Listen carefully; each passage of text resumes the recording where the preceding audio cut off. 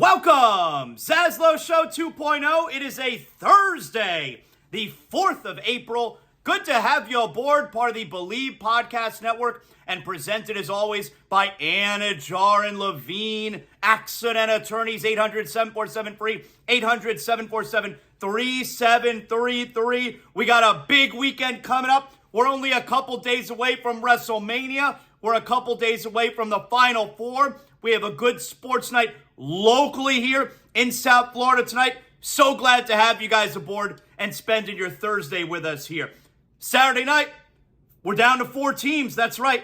Bet Online, that's been your tournament bracket headquarters for the entire month of March. And now that we're almost at the final, we've got a lot more in store. MLB is here, NBA, NHL playoffs, all around the corner. And as always, Bet Online, your number one source for your summer sports wagering. Head to Bet Online today to stay updated on all the action. And remember to use promo code BELIEVE, B-L-E-A-V, for your 50% welcome bonus on your first deposit. Bet Online, the game starts here. So I hope you tuned in last night. I did ESPN Radio last night with my girl Amber Wilson. So I hope you guys listen. We had a great time as always. Be doing it again with her tomorrow night. And then, of course, Saturday, I'm doing a WrestleMania preview show. Unbelievable, right? Think about this. I'm doing a WrestleMania preview show, WrestleMania 40 show on ESPN Radio this Saturday, 6 to 8 p.m.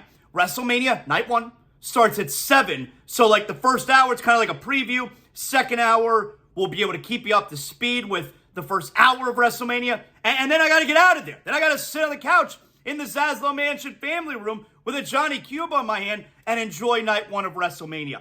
I'm so excited, though. So yesterday I was on a conference call with a bunch of folks from ESPN Network, and I was asked to, tell everybody about the WrestleMania show that I'm doing on Saturday. And it was so cool explaining, I started off saying, I can't believe you guys even asked me to do this and that we're doing it in general. And it makes, think about this. Think about it from my perspective. 37 years ago, I'm 43 years old, okay? I'm an old man now. I'm 43 years old. I started to love wrestling when I was 6 years old. And 37 years later, like back then when I was a kid, I couldn't talk to anyone. I couldn't tell anyone that I loved wrestling. It wasn't cool. I don't know if it's even cool now, but at least it's mainstream. It wasn't cool back then. Couldn't talk about wrestling with anyone. It was like my little secret. And now, all of these years later, 37 years later, I'm hosting a WrestleMania show on ESPN Radio. I'm super stoked about it. This Saturday, 6 p.m., ESPN Radio, WrestleMania 40 preview show. Please tune in. We're going to have great guests. It's really going to be a lot of fun. So I'm super excited about that coming up, obviously. Now, tonight, we got some stuff going on. You got the Panthers. You got the Heat. Hey, before we get to that good stuff there, let's get to what's going on. So most shows, we like to start out with a little bit of what's going on. And we're at this point in the NBA season where we're in the final couple weeks. All of these games matter. There's a lot going on now in the association. So last night, the things that stood out to us, the Bucks. The Bucks lose to the Grizzlies after losing to the Wizards. The Bucks now are, I'm telling you, nobody's afraid of this Bucks team. I think the Bucks are losing in the first round. I do. I think they're one and done. The Bucks are 15-16 under Doc Rivers. They were 32-13 under Adrian Griffin. 15-16 under Doc Rivers. This team is toast when we get to the playoffs. Just lost, forget that we haven't seen any type of consistent, any consistent elite level play from this team that you expected when you traded for Damian Lillard. They're going into the playoffs having just lost back-to-back games against the Wizards and the Grizzlies. The Lakers beat the Wizards last night. Lakers are rolling. They won 8 of their last 9. They're still sitting in 9th, but Lakers are rolling right now. So if the Lakers, and I would expect the Lakers to win a playing game, a home playing game against the Warriors. Warriors are not, Draymond Green, we could beat anybody, special group, blah, blah, blah. They're not even going to make the playoffs. So if the Lakers, as an 8 seed, if you're the one seed now, I think, especially if the one seed's Denver, I think Denver would kill the Lakers in the first round. But if the one seed ends up being Oklahoma City or Minnesota, that could be juicy. That could be a really juicy first round matchup. The Pacers last night lost to the Nets. Why is that important? Because your favorite little basketball team, the Miami Heat, they have now jumped ahead of the Pacers. The Heat are now 6th in the Eastern Conference. They got one more game coming up this season against Indiana, and that will determine the season series as well because they're 1-1 so far. But the Pacers losing last night to the stupid Nets do the Heat a huge solid. Now, can the Heat capitalize tonight and get a win at home over the Sixers? So that's what's at stake tonight. We'll get to that, of course. We're going to talk plenty about the Heat and potentially against the Sixers. Now, also, the Suns, they beat the Cavs last night. This Cavs team right now is sitting at number 3. Why is that important? Well, if the Heat finish 6th, they would face the Cavs in the first round. And, I mean, would 100% of the people who are asked pick the Heat in that series? Maybe. Like, Heat Cavs first round series, that would be a hashtag blessed if you're a Heat fan. So that's what you're looking for. You would love to get a first round series, Heat and Cavaliers. Now, also, big news that came across this morning. New York Knicks are in big trouble. So the Knicks, Julius Randle is undergoing season-ending shoulder surgery. That sucks. And look, obviously the Knicks get no love in the ZASLOW mansion. But I do have to tell you, I don't like seeing that because I thought the Knicks were going to be a real contender to Boston in the Eastern Conference. I like watching the Knicks. I don't want to say I like watching the Knicks play, but I like their style of play. And Jalen Brunson is really easy to root for. And it's more interesting when the Knicks are good. It is. So I don't feel bad for the Knicks fan because, fuck the Knicks fan. But that's a bummer. I wanted the Knicks to be at full strength going into the playoffs. They lose Julius Randle. I don't know what the deal is with OG Anunoby, but if it's just Jalen Brunson, that's not enough. You're not doing anything in the postseason if that's the case. So, devastating news there. Maybe news that the Knicks fan expected, but devastating news, Julius Randle's done. Also, outside of the NBA, the Miami Marlins. What a fucking disgrace. The Marlins, 0-7. They get swept to open the season by 2 terrible teams. It doesn't matter what their records are. When you play the Marlins and you're the Pirates and you get 4 straight wins, when you play the Marlins and you're the Angels and you get 3 straight wins, you're going to have really good records to start the season. Those are terrible teams that the Marlins just got boat raced against. And yesterday afternoon, 10-2. They lose the Angels 10-2. Marlins have no pitching. Their bullpen sucks. They have no hitting. They are 0-7. And guess what? It's not like the cavalry is coming. I was checking out yesterday on MLB.com and checking out the farm system rankings. Marlins farm system ranked 29th in baseball. 29th ranked farm system. This team, this franchise is in the gutter. They are going nowhere. There is no light at the end of the tunnel. They spend no money. The new owner, it's his 6th year, but new owner, worse than the old owner. Worse than the old owner. At the very least, when Jeffrey Loria took over the team, he took over in 2002, and 2002 was a bad year. But really from 03 to around 10, 11, they were competitive every single year. Some of those teams were actually pretty good. Bruce Sherman, since he has taken over the Marlins, the fact that he paired himself with the team never should have been given to Bruce Sherman. Obviously, it should have been the Moss brothers. Although, what would have happened with Inter Miami at that point, I don't know. It should have been given to the Moss brothers. They're a baseball family. The team was given to Bruce Sherman, and only given to Bruce Sherman because that con man Derek Jeter, his name was attached to it. It's the only reason. They should have given the team to A-Rod's group.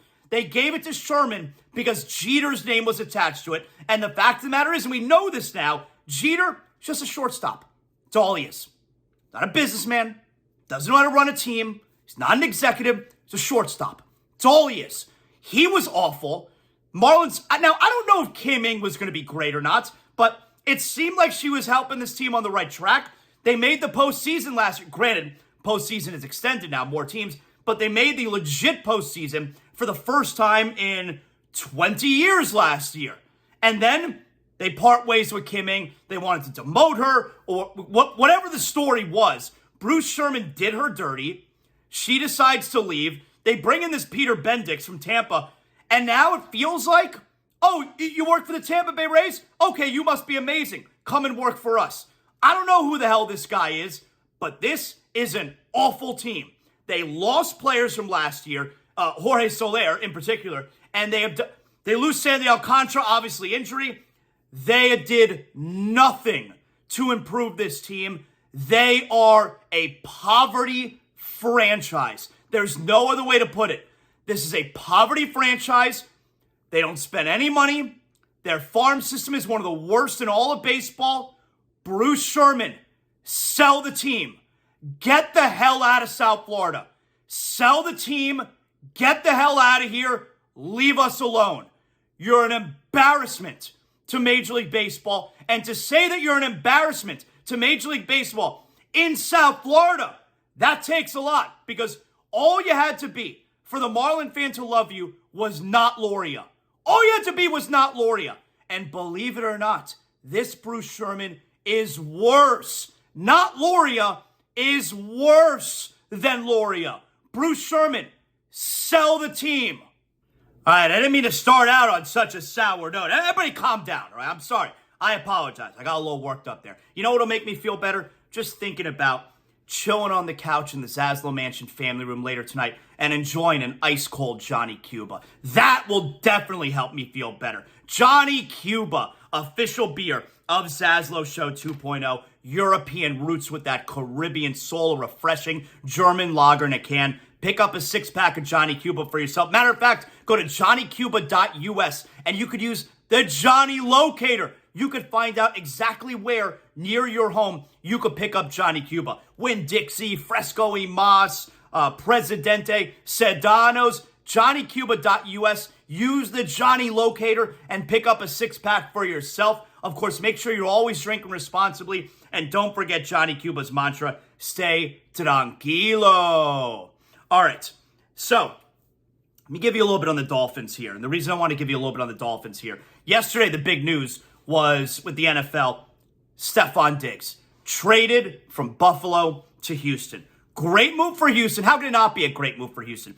They didn't even give up anything this year. They gave up a second next year.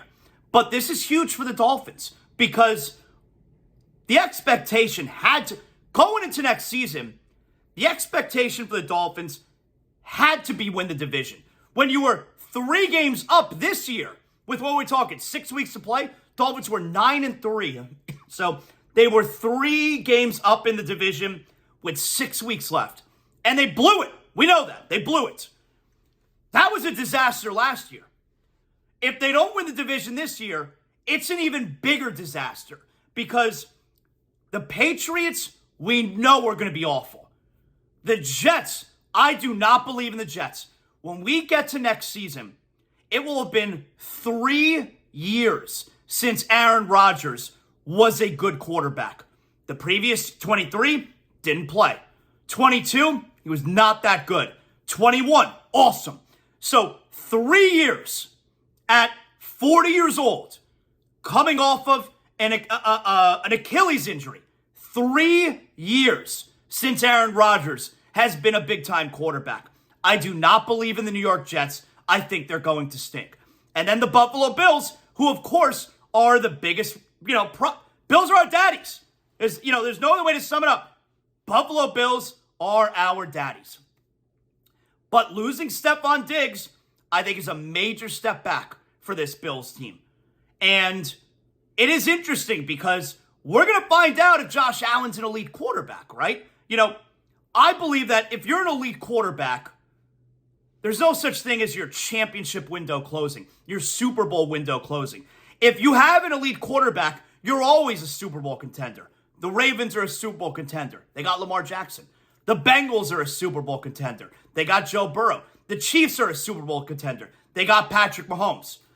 If Josh Allen were an elite quarterback, and you know what? I don't know if there are any more elite quarterbacks besides those three. There may not be any others. If Josh Allen were an elite quarterback, we would not be talking about, is their championship window closed? We don't talk about that about the Ravens, the Bengals, the Chiefs. The championship window is open as long as those are the quarterbacks. If we're talking about that with the Bills, then Josh Allen's not an elite quarterback. It doesn't mean you can't win a Super Bowl without Josh Allen. With Josh Allen. Of course you can. But the roster around him matters then. So if the roster's not good enough, then the window is closed right now. It could open back up if you improve the roster. But if you have an elite quarterback, then the window's always open. So I don't believe Josh Allen's an elite quarterback. I think he's good. I don't know how much I don't trust him, but I think he's good. I don't believe he's an elite quarterback.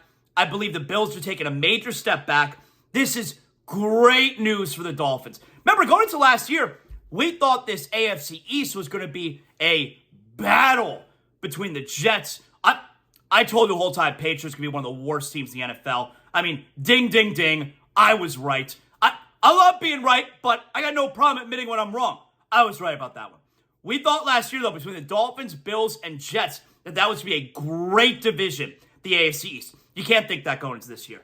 I think the Dolphins are still going to be really good. Although really good, that's relative. I think the Dolphins are going to be good. I think the Bills are taking a big step backwards. I think the Jets are going to stink. And I know the New England Patriots stink. You know what else I know?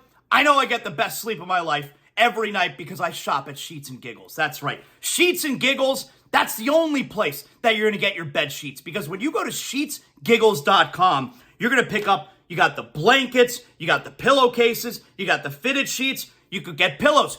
Pillows made from the wood from eucalyptus trees. Do you need a new mattress? Get a eucalyptus mattress. I got the comforter as well. And here's the thing. You may be saying to yourself, ZASLOW, new mattresses can be really expensive. Well, luckily for you, if sheetsgiggles.com has all kinds of sales and promotions going on all the time. Matter of fact, after big Heat wins, after big Panther wins, go to @SheetsGiggles. My man Colin, the founder and CEO, he puts out all kinds of promo deals, promo codes on @SheetsGiggles all the time after big wins. But if this is your very first time going to sheetsgiggles.com, use promo code ZASLOW and you'll get 20% off your first order. If you're thinking about getting a new mattress, we're getting you 20% off that mattress. And all you got to do is use promo code ZASLOW. When you go to sheetsgiggles.com, you got the softest, coolest, most breathable sheets around. You're never going to have to shop anywhere else for your bed sheets. Sheetsgiggles.com, promo code ZASLOW, sheetsgiggles.com. All right, so real quick here on the Panthers. So the Panthers are in Ottawa tonight, and then they finish up this trip, which right now they're winless. They finish up this trip, in Boston on Saturday afternoon. The Panthers have lost 8 of their last 10 games. And I already told you, I'm officially worried about the Panthers at this point. Because not only have they lost 8 out of 10, and I do believe some adversity going into the playoffs, I don't think that's a bad thing. But 8 out of 10 is a little bit much, and I don't like the way they look defensively. So they got Ottawa tonight, who hates the Panthers. You got the Kachuk brothers. There could be some fights, could be some animosity, and then you finish out Saturday at Boston, which, by the way, that game could decide the Atlantic Division. The Panthers right now, even in games played with Boston, they are 4 points back of the Bruins. So if the Panthers lose Saturday, they are not going to win the division. If they win Saturday, they still have a chance. Even though either way, it does not look good right about now. And even second in the division, which is for home ice advantage, is not a lock because they're only 4 up on Toronto. And Toronto has a game in hand. And the Panthers still have 1 more left to play against Toronto. That's the final game of the season. That could be a big one. I mean, how about that? Not only can that game, final game of the season, Panthers and Maple Leafs, not only could it be for home ice advantage in the first round, but it could be for home ice advantage against that team in the first round. So there could be some big stakes there. I'm worried about the Panthers right now. But I didn't catch this after the game 2 nights ago. After they lost that in Montreal. And yes, the Panthers are banged up right now. Matthew Tkachuk, they're hoping to get back tonight. He was under the weather, so he missed the last game. I'm worried about the Panthers, but I didn't catch this the other night. Here's Paul Maurice, Panthers head coach, and he kind of made me feel a little bit better about where the team is at right now. We got a good chunk of adversity right now, and part of it will be the panic that will set in outside the room about the 8 games. Do you think you guys are dealing with adversity? Do you feel some really good growing in the dressing room? Well, only like you're competitive men and you want to win and you're not. So there's, you're growly a little bit. The team's a little bit snarly, and we didn't have enough in the tank to even show that snarl tonight. But they're fine. They're going to be just fine. Everybody relax. It really is amazing, right? Because last year, I was calling him the murderer of fun. I wanted the Panthers to fire him. He's my guy now. Now look, he's always been really good with the media. But that's my guy right now.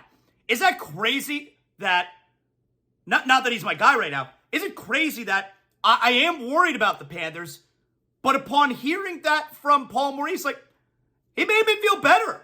He told me to calm down. He told me, tranquilo. So I'm a little bit calmer now. After he says the room is good. They're not worried. I know what the issue is right now. We're banged up. Everything is fine. You know what? I trust the coach.